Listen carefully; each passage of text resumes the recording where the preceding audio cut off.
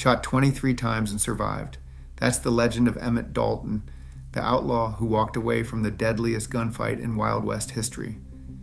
It's all so wrong. He wasn't hit by 23 bullets from 23 different guns. Most of those wounds came from one man, one weapon, one trigger pull. A 12-gauge shotgun, double-aught buckshot, 18 pellets fired from 10 yards by a barber who'd been hunting birds that morning. At 3 yards, that load would have killed him instantly, 1,100 foot-pounds acting as a single mass, penetration of 18 to 22 inches. Fatal. But at 10 yards, the physics changed completely. The pattern spread. The pellets embedded in muscle instead of severing his aorta. Hollywood tells you Emmett Dalton was the luckiest man in Kansas. The truth, his survival wasn't luck. It was ballistics, distance, pattern spread, and the anatomy of the human back. Welcome to Wild West Revealed. The Daltons weren't born outlaws. They were born lawmen, 3 brothers, Frank, Grat, and Bob, pinned on U.S. Deputy Marshal badges before their youngest brother, Emmett, was old enough to shave. The badge came first, the bullet came later. Emmett Dalton entered the world on May 3, 1871, near Belton, Cass County, Missouri. He was the 11th child of 15. His father, James Lewis Dalton, had fought in the Mexican War, traded horses, and run a saloon. His mother's name was Adeline Lee Younger, and that name matters. She was a half-sibling of Henry Washington Younger, which made the Daltons first cousins of the Younger brothers, Colt, Jim, Bob, and John, the same Youngers who rode with Jesse and Frank James. The outlaw bloodline was there before any badge, but the Daltons chose the law first. Older brother Frank became a U.S. Deputy Marshal at Fort Smith, Arkansas. The court called him one of the bravest and most efficient officers on the force. On November 27, 1887, Frank was killed in the line of duty trying to arrest horse thief Dave Smith in Cherokee Nation. His death inspired his younger brothers to pin on badges of their own. By 1889, Grat and Bob were deputy marshals. Emmett worked as a jail guard and posseman. They were lawmen avenging a lawman. Then the system broke them. Unpaid wages from the government, Bob discharged for smuggling whiskey into Indian Territory. Grat wrongfully convicted of a California train robbery, a dozen alibi witnesses ignored. Within 18 months, they went from badge to bank robbery. Bob Dalton reportedly said he wanted to discount the James boys' work by robbing 2 banks at once. The James Younger gang had tried exactly that at Northfield, Minnesota in 1876. They'd been destroyed. History was about to repeat itself. Coffeyville, Kansas. October 1892. A town of 4,000, 2 banks on the same plaza. A street construction project that had torn out every hitching post, and 5 men who thought they knew the town well enough to take it. If you're already learning something new about the Old West, hit that like button. We're just getting started. The Daltons rode into Coffeyville with Winchesters under their coats and pearl-handled Colts on their hips. They never touched the Colts. The fight that followed was a rifle and shotgun war, and the weapon that nearly killed Emmett wasn't a Winchester. It was a barber's hunting shotgun. Kerry Seaman was Coffeyville's town barber. He'd been hunting that morning. His double-barreled shotgun sat in his wagon, already loaded with heavy buckshot. When the alarm spread across the plaza, Seaman grabbed what he had and positioned himself near the west end of Death Alley. That shotgun was almost certainly a side-by-side, breech-loading 12-gauge, the standard civilian arm of the era. What matters is what was in it. Double-aught buckshot, 9 pellets per shell. Each pellet 33 caliber, roughly 54 grains of soft lead. Muzzle velocity in 1892, running black powder loads, 900 to 1,100 feet per second. Both barrels fired together meant 18 pellets. Period sources say Emmett took 18 to 23 buckshot in the back. The math lines up almost exactly. But here's what the 23 wounds myth doesn't tell you. Those weren't 23 separate shots from 23 different guns. Most of those wounds came from one man, one weapon, one trigger pull. And this is where ballistics determines survival. At contact range, under 3 yards, those 18 pellets act as a single mass. combined energy exceeding 1,100 foot-pounds, penetration of 18 to 22 inches, fatal. No one survives that. At 10 yards, the physics change. The pattern opens to 8 to 12 inches across. Each pellet now cuts its own wound channel, carrying roughly 126 foot-pounds individually. The pellets strike the trapezius, the latissimus dorsi, the erector spinae, the thick slabs of muscle that armor the human back. They embed in tissue. They don't reach vital organs. They don't sever the aorta. They don't puncture the lungs.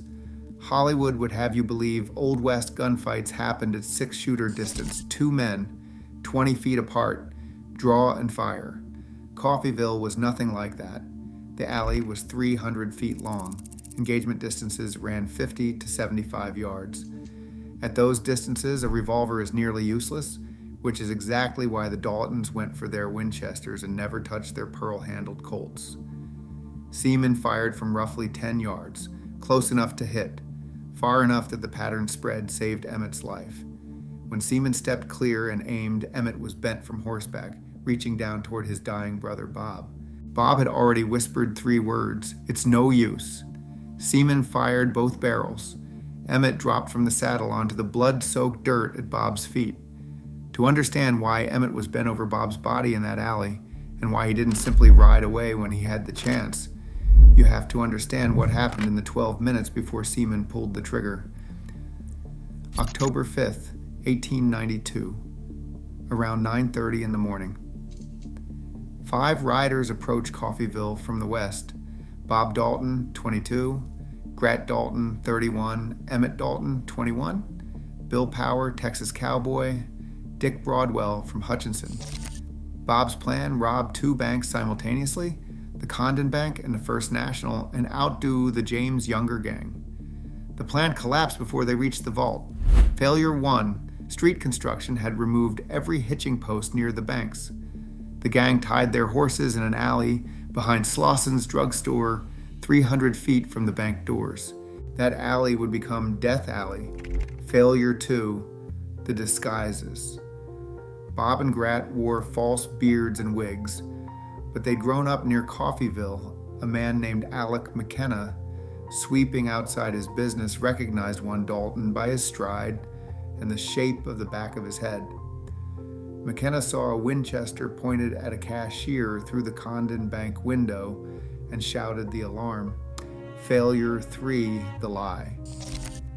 Inside the Condon Bank, cashier C.M. Ball told Grat the vault was on a time lock that wouldn't open until 9:45. It had actually opened at 8.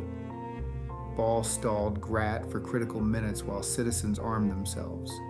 The guns came from hardware stores, Isham Brothers and Mansour, of P. Boswell and Company. Henry Isham handed Winchester rifles to anyone who walked through his door.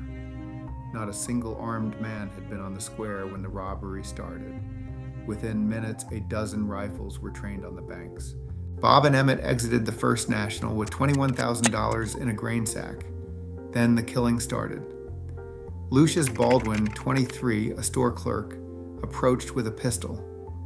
Bob fired his Winchester from the hip. Baldwin took the round near the heart. George Cubine, shoemaker, stood in a doorway. 4 shots, dead. Charles Brown, 59, a Civil War veteran, grabbed Cubine's rifle. 4 more shots. Brown fell and died hours later in agony. Grat's group exited the Condon Bank into withering crossfire. Bill Power was shot before he'd gone 20 steps. He reached his horse, another ball hit his back. He fell dead. Grat shot Marshal Charles Connolly in the back. Connolly had entered the alley facing the wrong direction. He'd left his own revolver at home that morning. John Clore, livery stable owner, the town's finest marksman, ended it. He shot Bob Dalton in the breast from behind a fence. Bob fell backward among the curbstones, his clothes reddening with blood. Minutes later, Clore shot Grat through the throat, breaking his neck. Broadwell rode a half-mile before dying on the roadside. 4 outlaws dead, 4 citizens dead, 8 men killed in 12 minutes. Colonel D.S. Elliott of the Coffeyville Journal calculated a 73% casualty rate among combatants. Higher, he wrote, than any battle that wasn't a massacre. And Emmett, already hit in the right arm and the hip by rifle fire, made his choice. He was mounted. He had the money. He could have ridden away, clear escape route.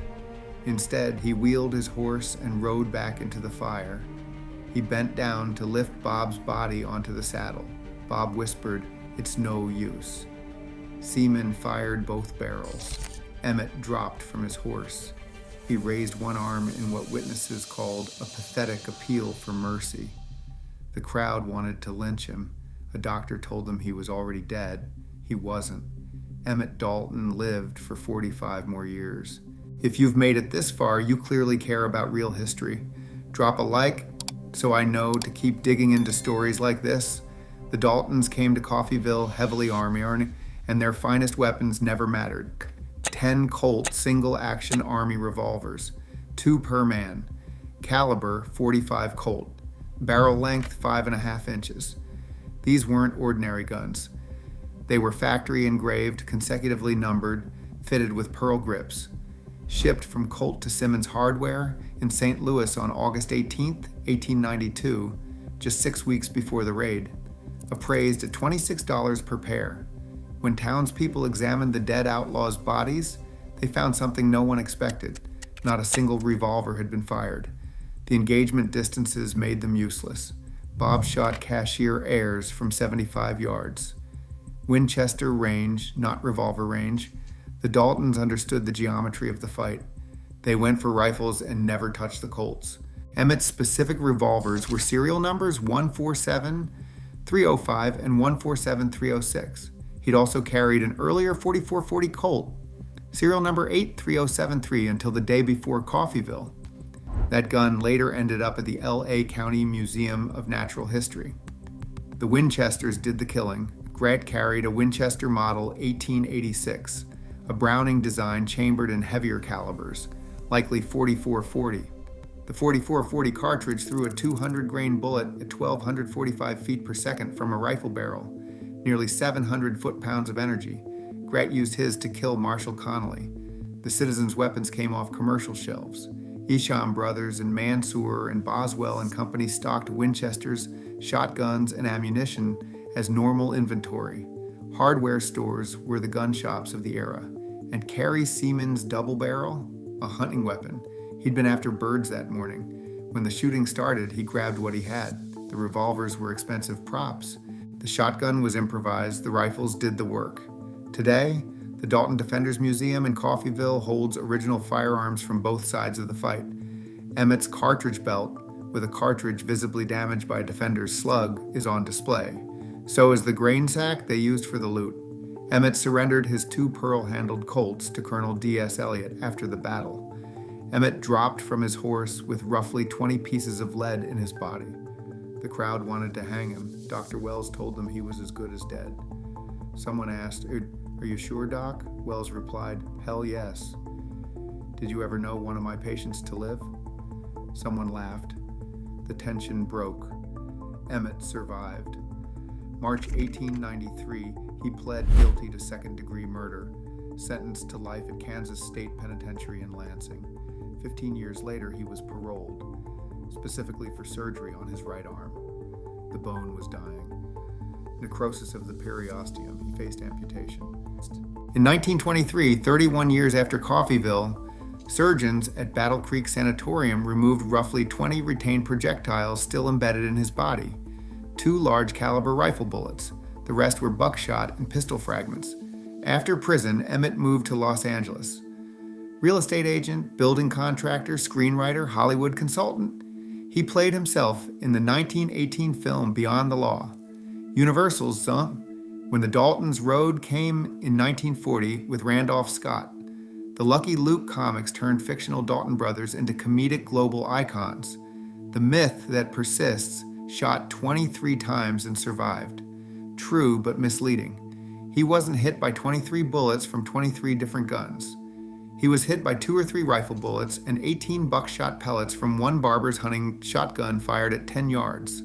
The distinction isn't trivia, it's the entire physics lesson. Emmett Dalton's survival wasn't a miracle. It was ballistics. Distance, pattern spread, the anatomy of the back, and the luck of missing the brachial artery by centimeters.